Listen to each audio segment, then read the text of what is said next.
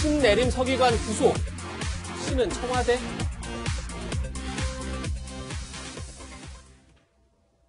어젯밤 얼성 1호기 원전 폐쇄와 관련해 내부 자료를 무더기로 삭제한 산업통상자원부 공무원 3명 중 2명이 구속됐습니다. 여러 언론에선 양재천 국장, 신내림 서기관이 구속되고 주굴레 과장은 영장이 기각됐다 이렇게 쓰고 있는데요. 그렇게 별칭이 붙은 이유가 있습니다. 먼저 그것부터 살펴보면 양재천 국장은 백윤규 전 산업부 장관과 양재천에서 종종 산책을 같이 했던 측근이다. 그래서 양재천 국장으로 불린다는 거고요. 주굴레 과장은 2018년 4월에 월성 1호기 가동을 한시적으로 더 하자 이렇게 이제 보고서를 냈다가 오히려 백 장관으로부터 강한 질책을 받았다. 그래서 주굴레 과장 이렇게 별칭이 붙었고 C 서기관은 감사 자료 444건을 삭제했는데 과연 윗선이 누구냐 이렇게 검찰이 추궁하니까 나도 신내림을 받은 줄 알았다 이렇게 황당한 진술을 해서 그렇게 별칭이 붙었습니다.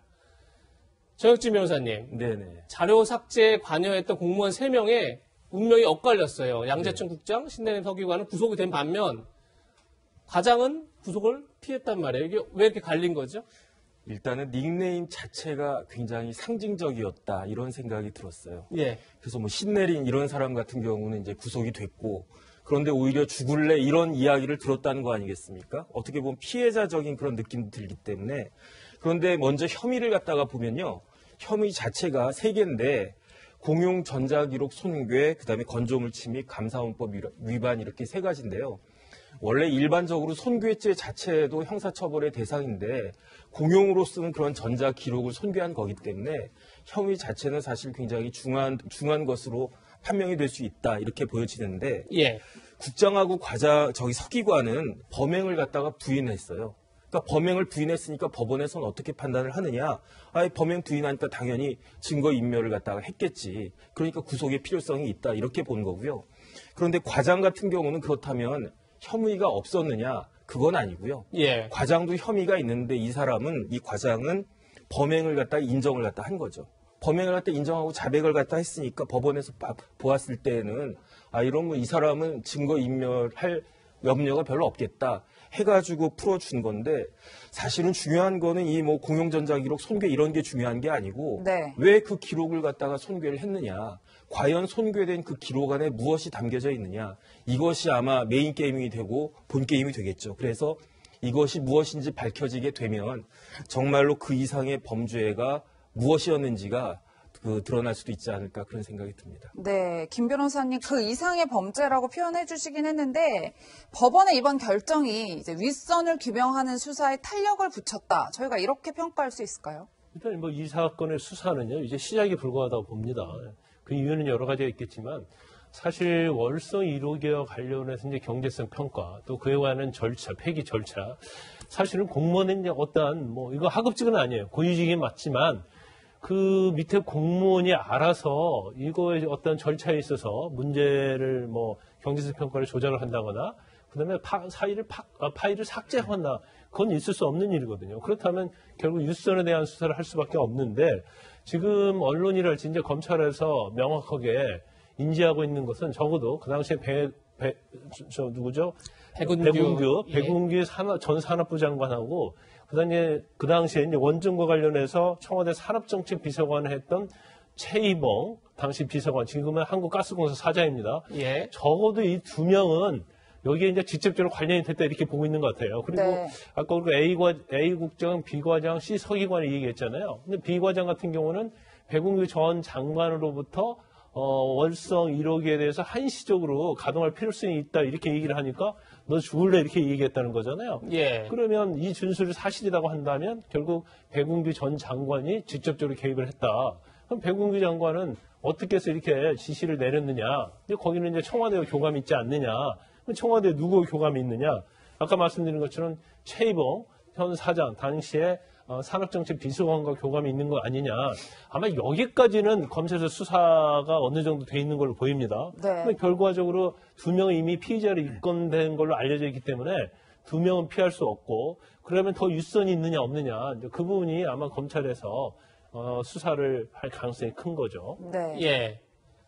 감사원의 감사 이전에 자료를 폐기한 게 신내림을 받아 그렇다 이런 발언 때문에 굉장히 논란이 됐었는데 진중권 전 교수는 SNS에 이런 글을 남겼습니다.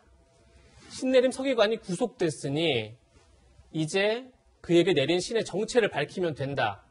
청와대에 있거나 있었던 사람이겠지요. 이런 글을 남겼는데 정 변호사님, 네. 이 얘기는 결국 청와대의 지시에 의해서 하는 거 아니냐 이런 이제 추정을 하는 거죠. 변호사님은 어떻게 보십니까? 일단은 서기관이 신내림이라고 하는 표현을 썼다는 것 자체가 제가 느끼기에는 내가 자발적으로 한 거다. 이런 식으로 표현을 갖다가 한 것 같은데 오히려 제3자가 봤을 때에는 나 말고 다른 신이 제3의 어떤 세력이 있는 것이 아니냐, 뒷선이 있는 것이 아니냐, 이런 식으로도 해석이 될 수 있다는 거죠. 그걸 갖다가 진중권 교수가 정확하게 짚은 것 같은데 사실은 일반 사람들, 특히 이제 공무원들 같은 경우에 그냥 이런 표현을 갖다가 원래 할 수 없는 표현인데 예. 이제 어제부터 이제 구치소에 들어가지 않았겠습니까? 구치소에 들어가면 이런저런 생각들이 굉장히 많이 들죠. 왜냐하면 행정고시 출신으로 나름대로 아주 잘 이렇게 엘리트 그 공무원으로 나가다가 구치소에 들어가가지고 그 실형을 갖다 받게 되면 뭐 신분도 날아가고 연금도 날아가고 오만 가지 생각들이 많이 들면서 그래서 저는 그때 그 생각이 들었는데 진중권 교수가 또 어떤 이야기를 했냐면 예. 아마 그 구치소에 가면 정신이 돌아올 거다 그런 표현을 쓰지 않았습니까? 그래서 그 이제 이런 그 다시 이제 검찰에 불려가가지고 수사를 갖다가 받게 될 텐데 그때는 이런저런 이야기를 제대로 할 수 있을 수밖에 없지 않을까 그럴 가능성이 굉장히 높지 않나 그런 생각이 듭니다. 네. 앞서 민주당에선 이번 구속영장 청구에 대해 규탄 기자회견까지 열었습니다. 여야 지도부의 목소리 잠시 들어보시겠습니다. 월성 1호기 원전 수사도 마찬가지입니다. 정부가 국민의 생명과 안전을 위해 정책적으로 결정을 내린 것이 무슨 정권 비리입니까? 월성 원전 1호기 조기 폐기 과정에서 도대체 무슨 일이 있었는지에 대한 국민적 의혹이 점점 커지고 있습니다. 권력수사에 절대로 성역이 있어서는 안 될 겁니다. 지금 현재 권력수사를 덮고 넘어간다고 해서 이것이 영원히 가려지지는 않을 것입니다. 네, 위원님 뭐 같이 들으셨지만 원전 수사를 놓고 여야의 생각은 완전히 다른 것 같아요. 그렇죠. 그러니까 원전 수사를 보고 여당 같은 경우는 이제 이 통치 행위에 대한 이제 수사다 이렇게 보고 있습니다. 정책에 대해서 어떻게 수사를 할 수가 있냐는 걸 보는 것이고 야당 입장에서는 정책이 아니라 실질적으로 이제 증거인멸이라든지 이런 불법 행위에 대해 수사하는 것이다. 서로 시각차가 다르죠. 왜 그러냐 하면 이 월성 원전 1호기 같은 경우는 우리나라 굉장히 초기에 지어진 원전입니다. 근데 이게 이제 중간에 30년 이제 기한이 지나서 10년, 그러니까 보수공사를 7천억 달러 했어요. 그래서 2022년까지 이제 기한이 연장이 됐습니다. 아시겠지만 문재인 정부가 들어서 가장 공약 중에 중요한 게 탈원전 공약을 했거든요. 그래서 뭐 현재 공사 중인 신한울 3, 4호기 같은 경우는 공사를 중단시키기까지 했습니다. 근데 이제 그때가 제일 쟁점이 된 게 바로 이 고리 원자력 이 폐로 행사에 가서 문재인 대통령이 빠른 시간 안에 월성 1호기도 폐로하겠다는 이야기를 했어요. 네. 근데 그 이후에 청와대 한 비서관이 월성 원전을 시찰을 갔다가 이 쇠가 이렇게 나온 나온 이제 사진을 이렇게 하나 올린 게 있어요. 그걸 보고 문재인 대통령 이거 언제 폐로되느냐라고 물었다는 게 이제 감사 결과 나왔지 않습니까? 예. 그 이후에 산업자원부나 이런 통상자원부에서 굉장히 분위기가 급속히 바뀌었다는 거예요. 근데 지금 여기 구속이 안 된 과정 같은 경우에 그래도 지금 하면은 2022년까지 쓰겠다라고 이제 보고서를 올렸더니 무슨 소리냐 지금 당장 빨리 폐로를 해야 되는데 그러면서 이제 경제성을 조작했다는 거예요. 즉 뭐냐면 이거를 지금 폐로할 경우에 1,777억 원에 달하는 이 비용이 자체가 날아간다라고 초기에는 했는데 그 이후에 회계라든지 이런 거를 한 3차례 정도 바꿔서 실제로 폐로를 할 경우에도 경제적으로 크게 손해가 없다는 걸로 조작을 했다는 겁니다. 네. 그 과정에서 바로 이 문서를 444건이나 이 공무원이 이제 폐기를 한 겁니다. 바로 구속된 서기관이 폐기를 한 것인데 그러면 누구의 지시로 이걸 했느냐는 것이거든요. 그래서 이제 문제는 이게 결국 여당 같은 경우는 지금 감사원이나 검찰이 대통령의 통치행위에 대해서 지금 위협을 가는 것이다. 라고 이야기를 하고 있고 이 문제는 사실은 윤석열 총장의 지금 직무 정지와도 연결되는 문제입니다. 그렇다 야당 입장에서는 그거하고는 아무 상관이 없다. 문제는 정상적으로 하는 것들을 공무원들이 들어가서 윗선의 지시에 따라서 자료를 삭제한 거 바로 이 부분에 대해서 수사를 하는 것이다. 라고 해서 이 시각차가 분명히 나고 있습니다. 네. 네, 월성 1호기 관련 수사가 어디까지 진행될지 앞으로 계속 지켜봐야 할 것 같습니다. 또 하나의 사건 짚어보고 가겠습니다. 지금 이낙연 대표의 측근이 옵티머스와 관련해 검찰 수사를 받다가 극단적인 선택을 해 상당한 충격을 주고 있습니다. 특히 옵티머스 관련 의혹이 서울 선관위의 고발로 인해서 이제 시작됐던 건데, 당시에 선관위가 고발한 내용만 보면 이낙연 대표의 그 총선 때 종로구 선거 사무실에 옵티머스 관련해서로부터 복합기 임대료 76만 원 정도를 지원받았다. 이걸 가지고 이제 수사가 진행됐던 겁니다. 근데 김광삼 변호사님. 네. 그런데 이 의혹만 가지고 과연 극단을 선택할 수 있느냐, 이제 이런 의혹이 있는 거죠. 그러다 보니까 뭐 다른 혐의를 더 추가적으로 수사하는 거 아니냐, 이런 지금 얘기가 있는데 어떻게 보십니까? 일단 이 혐의 자체는요, 이제 이낙연 대표의 이제 종로 선거 사무실에 이제 복합기를 옵티머스와 관련해서 76만 원 정도 임대료를 받았다. 거의 뭐 대납 이렇게 얘기할 수도 있겠죠. 그 부분하고 그 다음에 또 여의도 사무실 있거든요. 여의도 사무실에서 죄송합니다. 가구와 집기를 한 1,000만 원 상당을 받았다는 게 주요 혐의예요. 예. 그러면 외관적으로 보면 이게 정치자금법 위반이 된다 하더라도 크게 중요하지 않을 수도 있어요. 그러면 이 사안에만 한정된다고 하면 사실은 이낙연 물론 대표의 연관성이 있느냐 없느냐도 굉장히 중요하겠지만 이낙연 대표의 최측근으로 알려졌고 14년 동안 이낙연 대표를 이제 보좌했던 사람이거든요. 그렇죠. 예. 그러면 과연 이 정도 사안 가지고 왜 극단적인 선택을 했을까? 거기에 대한 좀 의아심이 좀 있을 수 있는 거죠. 그런데 이제 언론 보도에 의하면은 이거 이외에도 이제 본인과 관련된 것을 서울중앙지검에서 이제 계좌 추적을 했다는 거죠.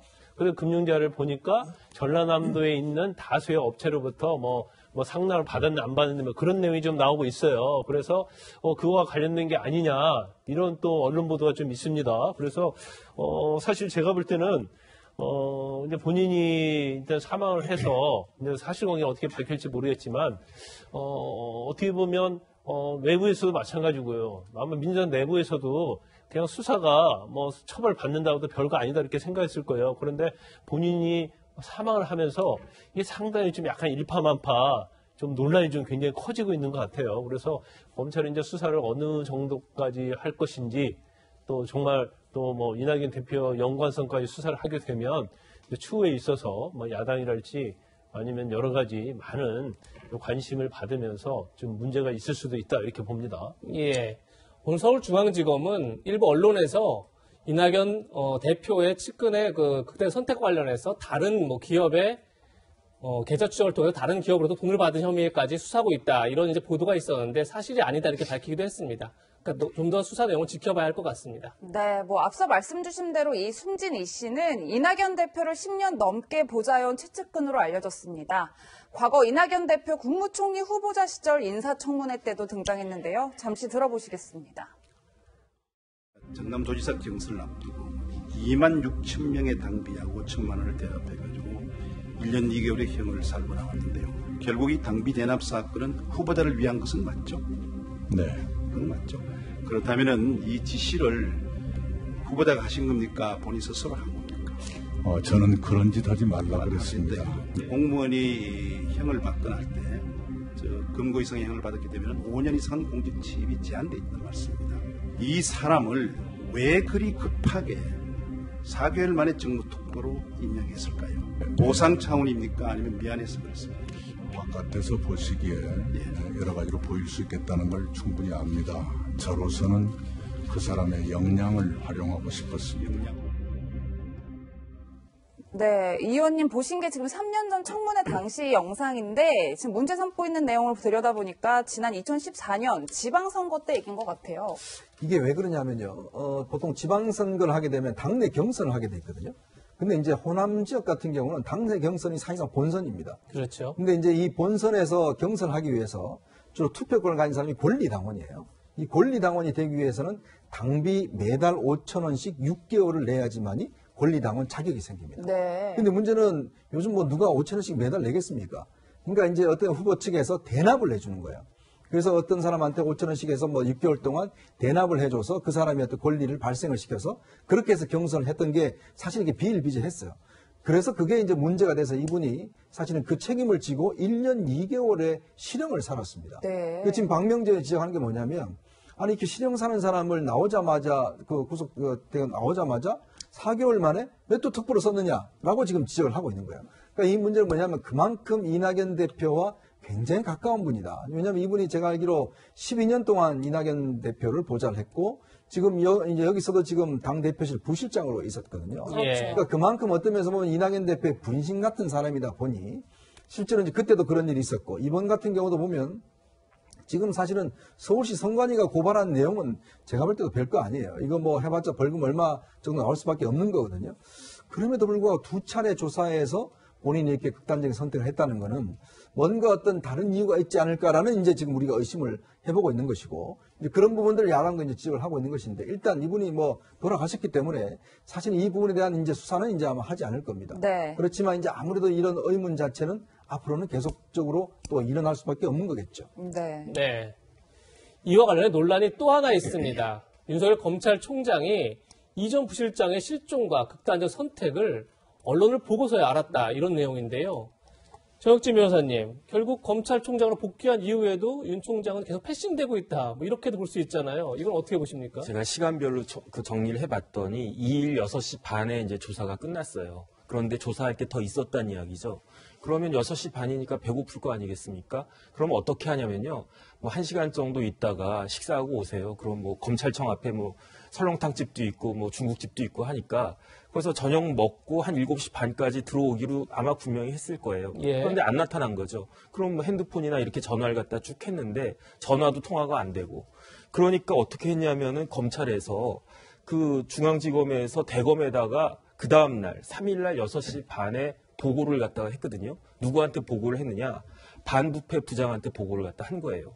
그랬는데 그 다음에도 아무런 조치가 제대로 이루어지지 않다가 오후 9시 15분에 부실장의 시신이 그 법원 근처에서 발견이 된 거죠. 예. 그리고 난 다음에 10시 35분에 언론에 이 기사가 떴는데 윤 총장이 그때서야 비로소 알았다는 이야기거든요. 그럼 어떤 이야기냐면은 윤 총장이 언론 보도를 통해서 이러한 사실을 알았는데 그 이야기는 반부패 부장이 같은 대검에 있으면서도 총장한테 보고를 하지 않았다는 이야기거든요. 그러면은 이건 무엇이냐? 다른 사람도 아니고 여당 대표의 최측근한테 이런 일이 벌어졌는데 이상한 현상이 벌어졌는데 그게 총장한테까지도 보고가 안 됐다 이 이야기는 만약에 이제 이러한 그 윤석열 총장 패싱이 별거 아니고 그냥 그 유야무야 됐으면은 단순한 해프닝으로 끝날 수 있었겠죠. 하지만 예. 중요한 피의자가 사망에까지 이르게 됐다라고 하면은 그거는 검찰이 뭔가 잘못했다는 이야기인 거고 그럼 그 책임을 분명히 누군가는 져야 되는데 그렇다라고 한다면은 이 중앙지검장이나 아니면은 그 보고를 받고 총장에게 보고하지 않은 반부패 부장이나 이제 이런 분들이 어떻게 책임을 갖다가 질 것인지 사실 궁금하지 않을 수 없습니다. 네, 김 변호사님 실제로 책임 문제 얘기해 주셨는데 어제 윤 총장이 즉각 인권 침해 있는지 철저히 조사하라 이렇게 지시했어요. 결국에 이성윤 서울중앙지검장을 겨냥했다. 저희가 이렇게 볼 수 있을까요? 저는 이제 그렇게 보진 않아요. 그러니까 검찰총장 입장에서는 특히 조사를 받던 사람의 이제 사망과 관련해서 특히 극단적 선택과 관련해서 총장은 당연히 지휘를 할 수 있다고 봅니다. 그리고 굉장히 지금 검찰 개혁과 관련해서 예민한 부분이잖아요. 예. 총장으로서 지시를 할 수 있다. 이게 단순히 이성윤 지검장을 탓했을 때 그렇게 보지는 않습니다. 그리고 저는 개인적으로 볼 때 아마 조사 과정에서 어떤 인권을 침해한다거나 그런 행위는 없었다고 봐요. 왜냐하면 중앙지검이잖아요. 예. 네. 거기 검사장이 이성윤 지검장이거든요. 그렇죠. 그건 먼저 추미애 장관 가까운 걸 알려져 있고 또 이낙연 대표는 지금 거대 여당의 당대표고 거대 여당의 당대표의 최측근을 조사하는데 뭐 인권을 침해하면서까지 이제 조사할 가능성은 거의 없다. 그러니까 뭐 함부로 대한다랄지 아니면 가혹행위를 했다랄지 그럴 리는 없는데 이건 사실 약간 또 다른 시각에 보면 이런 또 시각이 있을 수 있어요. 자, 인권과 관련된 거 조사를 하지만 그러면 이 씨에 대해서 수사가 어떻게 시작된 거냐 그 부분 우리가 좀 주목해야 할 부분이 있거든요. 원칙적으로는 옵티머스 관련자가 이낙연 대표 측 사무실에 뭐 집기랄지 이런 걸 했다는 진술을 했었어요. 그런데 원래 진술을 하면 이게 어떤 조서 형식으로 조서가 작성이 돼야 하는데 조서 형식으로는 작성이 안 되고 단순히 면담 보고 형식으로만 조서 작성이 됐기 때문에 그러면 왜 이건 정치자금법 위반과 범죄 행위와 관련되어 있는데 왜 그렇게 했느냐 문제. 그런 다음에 이걸 수사를 안 했어요. 한 4개월 동안에. 그러고 나서 선관위에서 조사해서 고발을 하니까 그때부터 이 수사가 시작된 거거든요. 예. 그러면 왜 면담보고 형식으로 하고 정치 수사로 편철하지 않았느냐. 뭔가 봐주기 위해서 수사를 한 것이 아니냐. 또 이런 부분이 또 문제가 될 여지가 있어요. 예. 그러면 사실 실질적으로 그 절차에 있어서 아무런 문제가 없다 하더라도 그런 의구심을 받게 되면 사실 이낙연 대표 입장 아니면 중앙지검의 입장에서 보면 좀 거기에 대한 의혹이 증폭이 되고 그러면 상당히 이제 곤혹스러울 수 있는 그런 부분은 남아있다 이렇게 볼 수 있습니다. 네. 예. 민주당은 검찰 조사 중 극단적 선택과 관련해서 강도 높게 비판하고 있습니다. 그 목소리 들어보시죠. 검찰이 지나치게, 참으로 지나치게, 잔인하게 이 상황을 파헤치고 있어요. 검찰의 행태는 하나도 안 바뀌었어요. 노무현 대통령 그 시절이나 지금이나 하나도 바뀐 게 없이 검찰이 지금까지 어떤 수사를 어떻게 했기 때문에 사람을 이렇게 죽이는 결과가 나옵니까? 한두 분이 아니지 않습니까? 자, 검찰의 행태를 모릅니까? 왜 사람을 그냥 죽을 지경으로 몰아넣어요? 네, 지금 가장 침통한 사람 중 한 명이 이낙연 대표가 아닐까 싶은데요. 이현종 의원님, 한 측근이 지금 이제 극단 선택을 한 데다가 최근에 또 굉장히 지지율도 이제 많이 이제 떨어지면서 안팎으로 굉장히 많은 시전이 있다. 그리고 내일이 이낙연 대표의 취임 100일인데 결국 지금까지 오히려 대표 취임 이후에 좋은 여건을 만들지 못했다. 뭐 이런 얘기도 하더라고요. 그러니까 지금 이낙연 대표가 사실 자가격리를 했었거든요. 예. 동안 자가격리 끝나자마자 출근하자마자 이런 일이 이제 벌어진 겁니다. 그러니까 그렇다 보니까 이제 이낙연 대표도 굉장히 지금 당황스러울 수밖에 없는 것이고 또 하나는 뭐냐면 이 전국 자체가 지금 이제 추미애, 윤석열, 그다음에 뭐 지금 이런 대결로 가다 보니까 실제로 이제 이낙연 대표의 지지율은 사실 문재인 대통령하고 영동이 돼버렸대요. 왜냐하면 커플링이라고 그랬죠. 예. 어떤 면에서 보면 그동안 문재인 대통령이 잘 나갈 때는 어떤 면에서 보면 이낙연 대표도 거기에 함께 이제 지지율이 굉장히 고공행했었는데 문제는 이게 떨어지면 같이 떨어진다는 게 이제 한계가 있는 겁니다. 예. 그러니까 그게 어떤 이낙연 대표의 운명적인 상황이에요. 그러면 항상 우리가 대권이라고 대선 이야기하는 것은 현 정권이 아주 잘하면 그 정권에서 어떤 면에서 보면 수혜를 받는 사람이 되게 되지만 만약 못하게 되면 이 정권의 비판적인 분들이 인기가 높아지는 거거든요. 이제 그런 측면을 봤을 때는 이낙연 대표 입장에서 보면 지금 문재인 대통령의 지지도가 높아져야 되는데 문제는 그럴 수 있는 기반이 지금 점점점 약해지고 있는 상황이거든요. 예. 경제 문제나 이런 것들이 반등의 기미가 없으면 굉장히 어려울 겁니다. 자, 근데 또 하나의 문제는 뭐냐. 이낙연 대표는 내년 3월이면 대표직에서 내려와야 돼요. 예. 1년 전에 대권 도전할 사람은 당대표직에 있을 수가 없습니다. 그렇죠. 그러니까 시간이 없어요. 이제 그렇다 보니 그러면 지금 뭘 했느냐에 대한 이제 지지자들부터 당신이 있을 때 뭐 했느냐. 그러니까 본인이 지금 다음 주에 지금 뭐 9일날 이 모든 입법들을 통과시키겠다 하고 있지 않습니까? 예. 근데 자칫 이게 또 자충수가 될 수가 있어요. 한편으로 보면 너무 지지층만 보다 보면 중도층을 어쩌면 잃어버릴 수가 있어요. 예. 그러면 지지층한테는 인기를 얻지만 중도층 확장이 안 되면 이게 지지도가 상승할 수가 없는 거거든요. 그러니까 정말 이낙연 대표로서는 지금 진퇴양난의 상황이 아닌가. 그러기 위해서는 본인 스스로의 목소리를 내야 되는데 예. 그렇게 내자니 당내 경선이 걱정이고 또 안 내자니 중도층이 떠나가고 지금 어떤 면에서 보면 정말 이제는 이낙연이라는 이 만의 어떤 고유한 정책 색깔을 내야 되는데 그럴 수 없는 처지 또 이런 악재들 이런 것들이 이낙연 대표가 바로 돌파해야 될 상황인 것 같습니다. 네. 네. 정치로 민감한 지금 사건들 검찰 수사가 진행되고 있는데 다음 한랭킹 만나보시죠. 다음 주에도 뜨겁게 달굴 뉴스입니다.